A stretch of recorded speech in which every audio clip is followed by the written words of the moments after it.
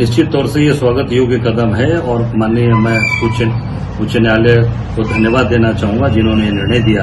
आपको याद होगा कि इसी जब ये 69,000 शिक्षक बेचारे सालों से सड़क उतर के लड़ रहे थे, तो इसी केशव मौर्य के इशारे पर पूरी तरीके से इनको कुचलने का काम किया था यहाँ की पुलिस ने, यहाँ की सरकार ने।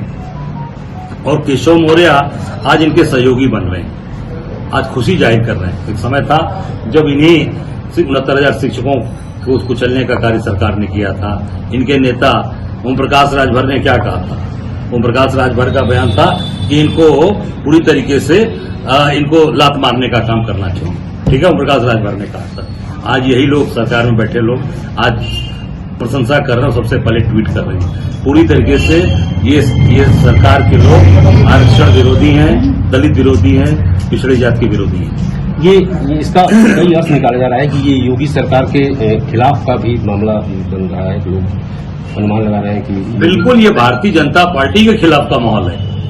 ये योगी सरकार पूरी भारतीय जनता पार्टी की सरकार के खिलाफ, कि जो आज डिप्टी सीएम या मंत्री जो लात मारने की बात करते थे, जो लाठी चलवाते थे, आज उच्च न्यायालय का फैसला आया है तो उस पर अपनी खुशी जाहिर कर रहे हैं। मैं उच्च न्यायालय को हृदय की गहराई से धन्यवाद देना चाहूंगा कि उन्होंने न्याय किया।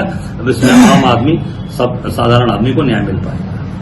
मुंडा घोटाले में कर्नाटक के मुख्यमंत्री के खिलाफ मुकदमा चलाने का राज्यपाल ने अनुमति दी। किस तरह से? ये पूरी तरीके से भारतीय जनता पार्टी की साजिश है कि कांग्रेस के जहां भी लोग हैं उनको कमजोर करना, उनके खिलाफ मुकदमे चलाना।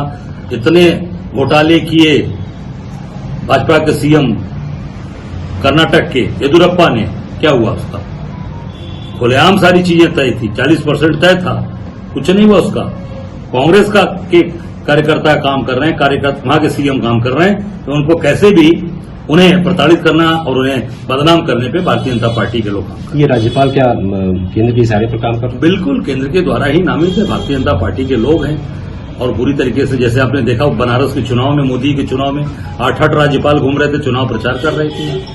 लेफ्टिनेंट गवर्नर आके चुनाव प्रचार कर रहे थे बनारस में, तो उन्होंने तो सारी पद प्रतिष्ठा खत्म करके चुनाव प्रचार कर रहे थे राज्यपाल। इससे साबित होता है कि कर्नाटक में पूरी तरीके से ये केंद्र सरकार की साजिश के तहत ये काम किया। कोलकाता रेप कांड में आज इमरजेंसी सेवा को छोड़कर के सारी सेवाएं बंद रही। निश्चित तौर से कोलकाता की कांड बहुत ही दुखद है, बहुत ही घिनौनी है।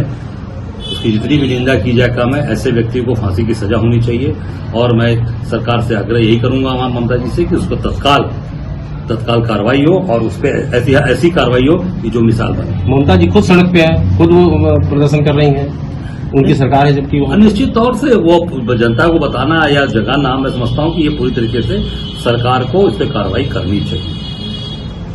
अच्छा, ये जो 10 उपचुनाव होने जा रहे हैं, इसमें किस तरह का आपका समीकरण है? आपकी पार्टी का क्या समीकरण? मेरा समीकरण है, तब मिलकर लड़ेंगे, 10 की 10 जीतेंगे डंके की चोट पर।